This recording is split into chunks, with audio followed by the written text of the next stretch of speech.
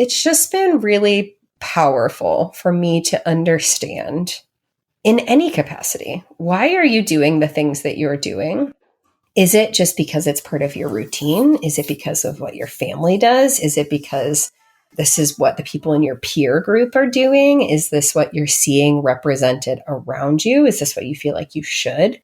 Whether related to alcohol or anything else, and filtering that through the lens of like, how is this for me? How is this serving me? How is this getting me closer to the life that I say I want to live? Hi, friend. Welcome to Gather in Growth, a show created for passionate, growth-focused rural women like you. From mindset work and building strong habits to exploring the unique joys and challenges of living rural, this is a show to leave you feeling joyful, inspired, and a little less alone. Together, we're on a journey of reaching for the most confident, healthy, and authentic version of ourselves, and I'm forever grateful to have you by my side. Whether you're currently running on a back road, shuffling kids to town, hopping along for a tractor ride, or 3 loads deep into folding laundry, grab yourself a nice coffee and let's dive in.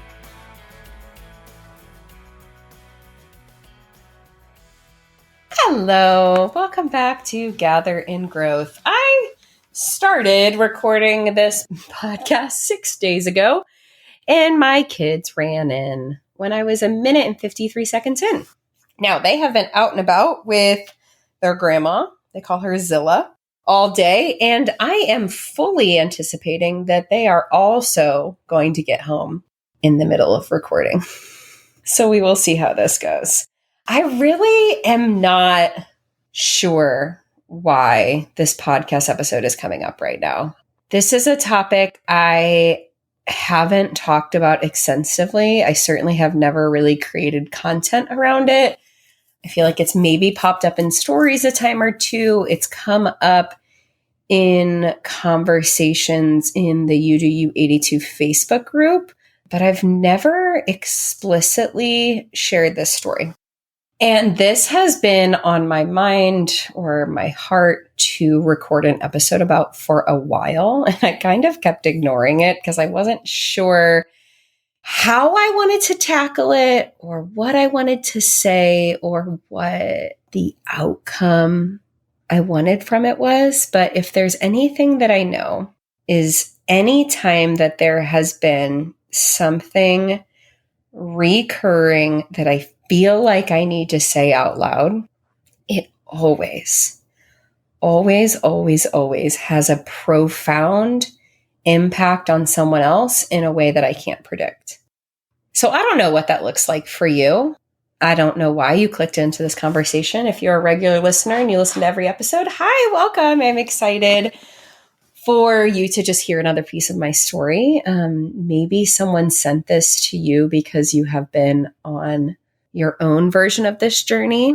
Maybe this title or headline caught your attention because you have this inner knowing that you are ready to begin your own. And I think the thing about this, along with every journey ever, is it's so individualized and unique. So I am not ready to approach this conversation from a place of teaching. I am simply just going to share my story and the thought processes that have come along the way and the things that I've learned. So today we are going to talk about how, when, and why I reevaluated my relationship with alcohol and just really what my relationship with alcohol have looked like throughout the course of my lifetime, because it's been very different in different seasons and has impacted me in really big ways. And I feel like there's probably a lot of pieces of this that you might identify with and maybe some of it not. But I hope that this at least serves as an invitation for you to reevaluate anything in your own life. I think that's one of the most powerful things that we can do is to ask ourselves the hard questions about what we know or what we do and what role it is serving in our life. And being able to make really, I don't want to say informed, like as in like taking in a bunch of clinical information, but being able to make decisions that are rooted in intentions as opposed to a default. And that transcends, every potential part of your life and your relationships. And maybe it is with alcohol, maybe with other things, with food, with social media, with your belief system. I don't know. But here is my story. And yeah, let's dive in. So when I think back to my early relationship with alcohol, and again, this is something I have not shared about and am not going to go into too much detail because it's just not a part of my story I'm ready to dig into yet or really know what my place is in to share. But my dad is an alcoholic, was my entire life. And so when I think about my earliest relationship with alcohol, it was this understanding that this thing is affecting me in a really big way. And in a lot of ways that were scary and shameful and, for lack of a better word, traumatic. And so that experience for anyone who has ever walked any path with a parent or a family member that struggles with addiction, like it shapes the way that you view the world in a lot of different ways and can lead you down a lot of directions, especially when there are patterns of addiction or alcoholism in the family. So when I think back to like middle school or high school, it was like 100%. I am never doing that. I am never touching that because I not only saw, but firsthand lived experience the ramifications of what this thing could do to you and the people around you. So I had pretty strong convictions. I was very much a people pleaser, very much wanted to be a good girl and never get in trouble. And so I had very strong opinions about the fact that that was just not for me. And then I went to college. And I don't know what changed in that. I think a lot of us go through that, like, I'm leaving my parents' house. I'm going to go do my own thing. There's this whole new world of possibilities and independence and yada, yada, yada. Okay, I'm not going to get into the psychology of going away to college or, whatever. But I was pretty angry in a lot of ways. And I didn't know myself. I didn't trust myself. I have been, at that point, miserably self-conscious for as long as I can remember. I just never really felt like I knew where I fit in. I didn't have a lot of peer relationships that I trusted or felt safe in. And I was really just desperate. That sounds dramatic, but really craving connection and finding myself and figuring out who I was and being confident. So I went to college and jumped right into the party scene. And now I have to add a distinction here. Okay. I went to a small private liberal arts school. Okay. Very nerdy. Very academic. Everyone there was probably not the cool kid in high school. Very small campus. There was like a 1 degree, if not less, separation between me and everyone else. So I definitely had, whether it was real or imagined, a sense of safety. I wasn't like, when I say I was thrown into the party scene, it was certainly not like I was in the city or on a really big campus or anything like that. Like, I was very comfortable with my surroundings, probably more than I should have been. But I felt generally pretty safe in the situation that I was in, but spent especially my freshman year just like balls to the walls. I mean, how many nights a week can you possibly go out? I don't know. The limit does not exist. Like, I feel like this is a whole other tangent of just like ridiculous college stories, but like, how many classes did I go to drunk or hungover? I don't know. At the same time, it's like an academically rigorous school. So it's not like I was like also totally slacking off. I was just also being a dumb freshman. Like, let's just be honest. Maybe you're giggling right along with this because you had similar experiences, or maybe your eyes are rolling into the back of your head because you know exactly what your peers looked like in that situation. That was me. That was me. I was heavily involved with Greek life, which I have a lot of incredible things to say about the Greek system. And certainly that was not to blame for the environment that I was in, but was very much a social part of what we were doing.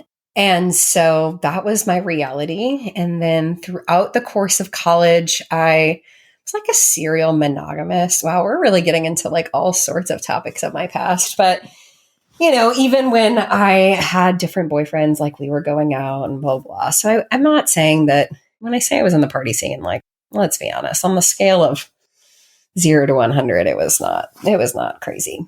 But still, I was 1000% the most confident, the most carefree, joyful, and felt like myself when I was in a social situation drinking.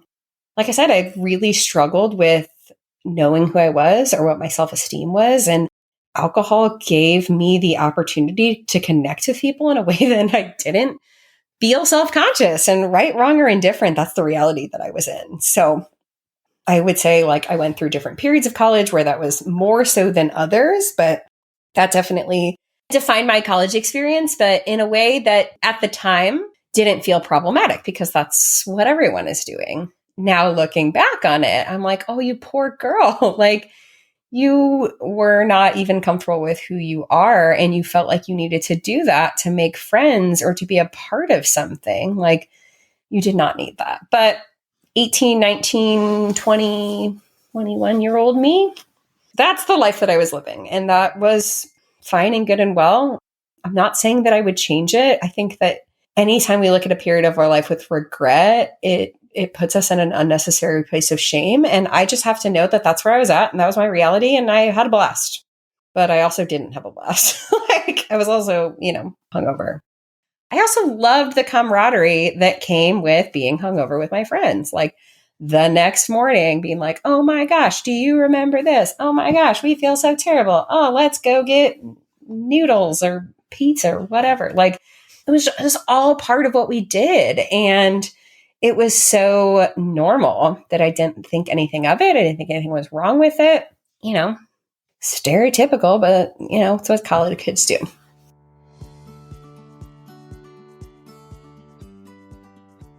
This is Arita. Thanks for listening to my podcast. If you like today's episode, we feel free. And attention to your friends, but say your power on those songs. Thank you very much for listening. You heard the girl. If you're loving today's episode, we would so appreciate if you leave us a review, share on social, or send it to a friend. So I meet my husband, who is now my husband, right as I'm about to start student teaching. After I had already graduated, everything kind of got wonky because I studied abroad and I went to a small school. So whatever. I walked with my class in May, started student teaching in August, met my husband like right before. He was just getting established as a freshman in college, which makes me sound like I was dating an 18-year-old when I was, 22. That is not the case. He was in the military for 5 years. So he was kind of a non-traditional student, but he went to a much bigger school that has quite the reputation for partying and drinking and whatnot. Anyway, so we were long distance for a few months. And then I decided, you know what? I know that I don't want to live in my college town anymore. I'd planned on moving back in with my parents, which looking back on it, like, I'm not sure that would have been good for anyone. And my brother was at the same university that my boyfriend was at. So I thought, why not move to this town? So got myself an apartment and started the process of looking for teaching jobs. So while we were there, I was in a really interesting situation in that my husband was fully immersed in the college experience as an older student. I worked several different types of jobs before I ended up getting my teaching job. Oh gosh, isn't that just a fun period of life? At one point, I was like babysitting, I was substitute teaching, I was working at a church, I was like, I don't even know what it was formally called. I was working for this like company where we would like go out to bars and like hand out free samples, like shop promotions. Like it was what a wild time to be alive. Okay. To be doing all of those things at once. Like raise your hand if you also had a period of life where you worked like 4 random jobs. Okay. So that was that. Got my teaching job, and here I am with my husband, who then actually we got engaged the week I got my teaching job. So my fiance then turned husband as we got married halfway through his college career. And we are like living in both worlds. Like I am working, I'm getting established in my career, but also like we're going out on the weekends. It was like living a double life. It was so weird. Gave me a very different perspective of like what my teachers might have been doing or not doing, but that's neither here nor there. I was a great teacher. But yeah, I was also in a situation where, you know, we were very social and going out with our friends. Like we spent most Saturdays on the wine trail, and it was awesome and so fun. But when I was teaching, I was also not only in this environment, but I was not equipped to handle stress without alcohol. So pretty much every night I was drinking a bottle of wine. You know, 1 glass turns into 2, turns into 3, turns into, well, there's only a little bit left. And sometimes going out, and then I was teaching. Like, that's the thing that I feel the most sad about, is that it wasn't at that point just going out with our friends. It was me using that habit as a coping mechanism for feeling overwhelmed and frustrated and not knowing how to do that. Like I had no habits to support my physical, mental, or emotional health in the way that I do now. And I thought self-care was drinking wine in unhealthy levels. My tolerance was incredibly high, which I used to be so proud of, but like drinking a 5th of vodka in a night is not normal or healthy. But I was darn proud that I could. And I remember one specific day in particular, and I was actually subbing. And I had like gone on a field trip or something. And it was just a day. God bless our teachers. It was a day. I think I was with middle schoolers, and field trip day with middle schoolers as a substitute teacher. Wow. And I walked in the door, and my husband was there. And I was just like, I need a drink, blah, blah, blah, whatever. And the way he looked at me, I immediately was like, oh, this is unhealthy. And I'm pretty sure he called me out about like just how desperate I was for that glass of wine, for that bottle. And looking back on it, in that season, even though, you know, we were getting established in our marriage, and you know, I was building my career, like still so much of my thought process was around the next drink. And I think that I used to think that people who said that were being dramatic, because it wasn't like it was like an all-consuming thing that I thought that I was aware of. But looking back on it, I can see like we were always making plans. We were going out to happy hour. We were doing this. We were doing that. And it was just normal. It was just part of what we did. We had wine with dinner, you know, while making dinner, we'd have a beer, whatever. And now I know, now I can see how much I was using that to try to cope with, again, stress, or not knowing how to handle my emotions, not having processed a lot of things in my life, not knowing really who I was as a person. And that's neither here nor there. So we moved back to the farm. And so my immediate thought is, I have no friends here.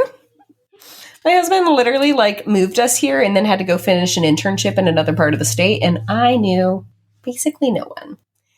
And I literally did not know how to make friends that didn't revolve around going out, which was going to be fine. I'm like, okay, we'll find friends, you know, blah, blah, blah. We'll do this. We can go to this bar. I got pregnant. Like, not even maybe a week or 2 into living here. And it was like, oh, shoot. So now I can't do the thing that I've always done to connect with people because I'm pregnant. And it was the first time in basically my adult life that I had to try to figure out who I was in relationship with other people without the common bond of sitting out on a winery patio or going out or being out at 2 a.m. at closing time or whatever. And then my son was born, and I still, at that point, was like, I don't know how to make mom friends. I don't know. I genuinely just didn't have any good experience or confidence in building relationships outside of that. And that feels a little dramatic for me to say out loud now, but it's true. And I remember like meeting like other moms. I was a part of like our local hospital has like a breastfeeding support group that met twice a week and truly became my lifeline. But I remember meeting other people there who obviously like it was not part of their natural social life to be drinking in the way that I had been. And I was like, I don't even know how to talk to you. I don't know how to relate. And I was like, well, that's weird. Anyway, but even after my son was born, we are a co-sleeping family by choice and necessity. And so even after I wasn't pregnant, I still could not fall into that same pattern because you just simply can't if co-sleeping, bed sharing is your reality. And so I continued to not for a while. Eventually, like we got to the point that like I could have a beer with dinner or while making dinner. So then it was like every night I was having a beer with dinner, and that was it. And that was fine. There's nothing wrong with that. If that's what you want to do, I guess, like it was just, that was my new rhythm, my new normal. Then I get pregnant again, kind of going through a lot of other life changes. And it was when I started my health journey that I started to evaluate everything. Initially from a point of weight loss. I was postpartum. Nothing fit right at all. I had been pregnant or postpartum for like 3 years at that point. Everything was just squishy and I didn't feel good in my body. And I had treated my body like trash while pregnant and postpartum. I 1000% had used that to like, IDGAF. I'm going to do whatever I want because I'm pregnant. No walking, no exercising, all the anything. And I just felt awful. And so my original consideration of actually thinking about the role that alcohol was playing is, okay, I want to feel different in my body. I'm not as concerned with the way it looks, but I don't like the way I feel, and nothing freaking fits. And that is such a frustrating feeling. So, it was like, let's inventory what's coming in and what's going out, whatnot. And alcohol was like, well, that's, however many calories, I don't even know. Like, okay, like, we'll maybe do that, kind of still in the beginning stages of that diet mentality that a lot of us have experienced. But it was at the same time that, and I've shared this part of my journey at length, that I found this world of personal growth and personal development. And I found this habit challenge called Last 90 Days.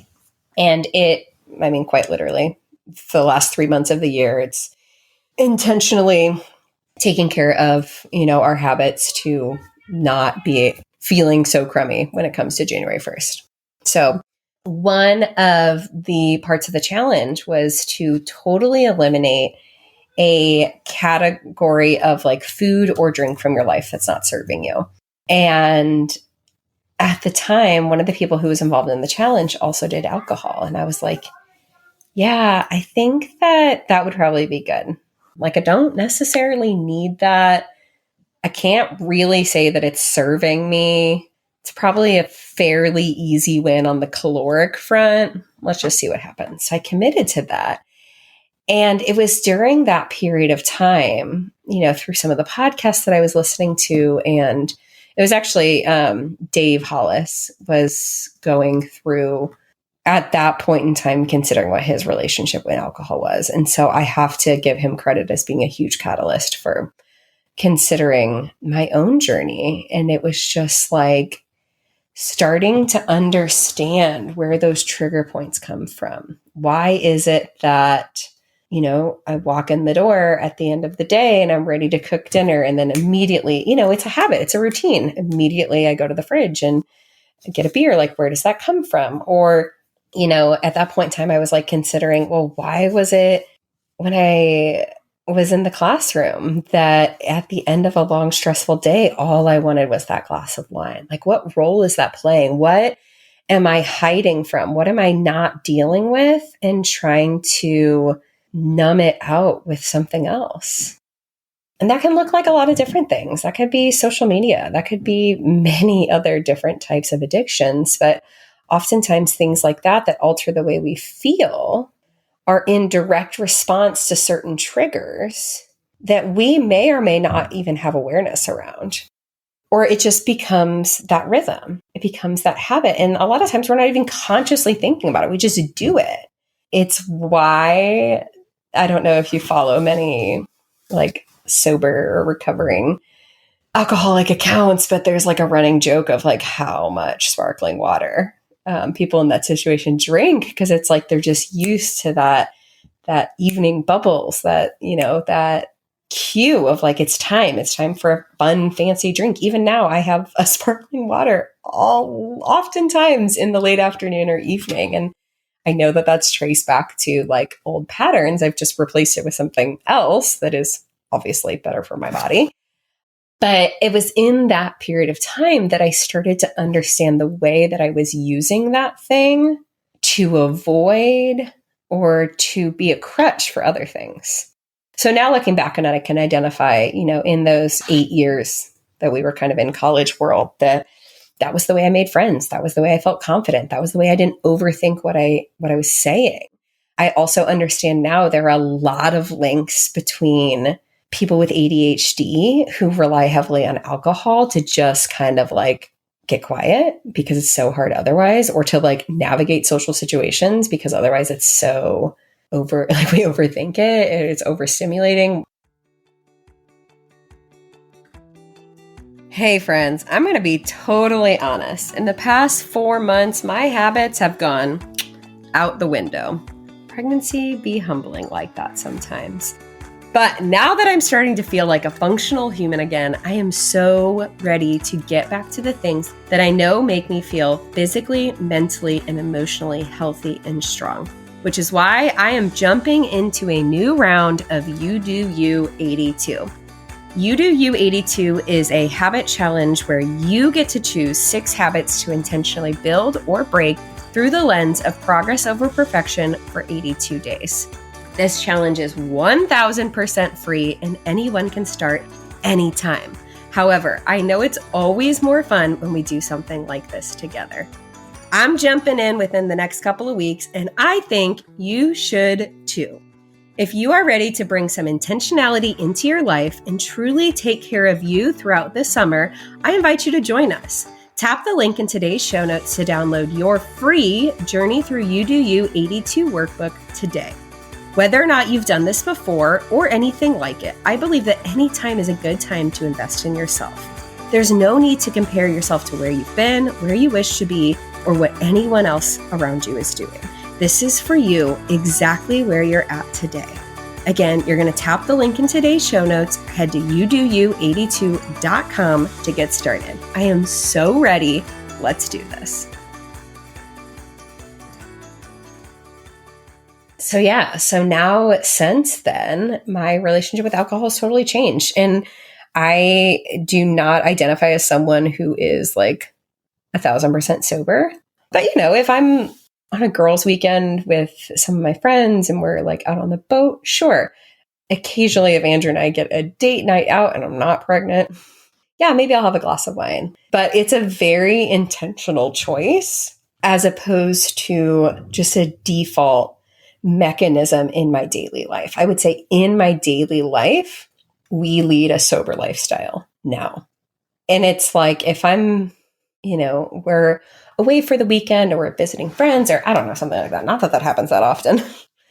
But it's like I might make the choice we're out in Nashville. Like I might make the choice, like, you know what? We're going to have some don't want to say have some fun tonight, because you can have a lot of fun without drinking, I've come to realize. But you know what? I am going to allow myself to get a little drunk tonight. But it's like as much of a choice as like, I'm going to go see a movie tonight. It's like, I know the choice and I know what I'm doing and I know what it's going to feel like and I know what the ramifications of it are going to be, which is a totally different state of being than this is my default that I go to without even thinking about it or even understanding what I'm trying to numb or chase or heal or avoid or anything else on a daily basis. So that's where I am at today. And it has been so interesting just over the last 6 months to a year or so. Not that my lifestyle has changed around that, but how my understanding of it in my earlier years has come to light, as opposed to like, oh, I was just in college and that's what college kids do. It's like having a deeper self-awareness of why I was in that space and what it meant for me and how it did serve me in that season. Not saying it was good for me, but it had a purpose that I clearly used it for. So yeah, it's just been really powerful for me to understand in any capacity. Why are you doing the things that you're doing? Is it just because it's part of your routine? Is it because of what your family does? Is it because this is what the people in your peer group are doing? Is this what you're seeing represented around you? Is this what you feel like you should? Whether related to alcohol or anything else, and filtering that through the lens of like, how is this for me? How is this serving me? How is this getting me closer to the life that I say I want to live? Well, the life that I want to live is having being deeply in touch with my self-awareness, getting really quality sleep, having a healthy, vibrant body, having lots of energy, feeling mentally and emotionally safe and stable. And when I think back to patterns I was in the past, like the choices I was making aren't in alignment with that. And so it's not a part of my life anymore. So yeah, maybe that's the takeaway, is taking a look at anything in your life through the filter of, why am I doing this? Do I want to do this? And is this supporting the goals in life that I say that I want? And if not, it's okay to change it. Not everyone is going to understand, especially if this is deeply especially in terms of alcohol. But I think even a relationship with food or movement or parenting's styles, things like that. Like if you are making a choice that's outside of what the people around you are doing, your family, your spouse, your peers, your friends, your siblings, it might come with resistance. People might not understand. And so that's a whole nother podcast episode of what it just means to stand in your convictions around that. But, when you make that choice, I've seen people who want to make changes in that capacity and are like ridiculed by the people they love for it. And it's like, well, here's why I'm doing what I'm doing. And I appreciate if you support me in that. No judgment. You don't need to defend yourself. You don't need to start an argument over it. Like, here's what I'm doing. Here's why it's important to me. I appreciate your support. Like, please don't say things like that. Easier said than done, I know. But anyway, that's my journey. That's my story. And maybe there are pieces of it you resonated with, or maybe you stopped listening a long time ago. But if you made it this far, thanks for being here. Thanks for tuning in. Thanks for being a safe space. We kind of went on some other tangents of parts of my past, but anyway, it's part of who I am and what's made me today. And if you make different choices and your lifestyle looks like you do you. You know that. I am not shaming anyone who makes different choices than me. This is just my journey and what is working for me and my family in this season. And knowing that we are ever evolving human beings, and maybe 10 years from now, this conversation will look different. I don't know. But no matter what, I am so forever grateful for you. And if you think that there is someone who could use this message, please feel free to pass it along. That can be as simple of a, hey, I heard this and I thought it was interesting. Thought maybe you'd want to hear it too.